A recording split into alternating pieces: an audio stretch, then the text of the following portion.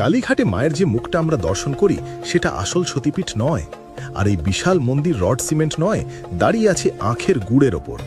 500 বছর আগের কথা। কলকাতা তখন সুন্দরবনের মতো এক গহীন জঙ্গল।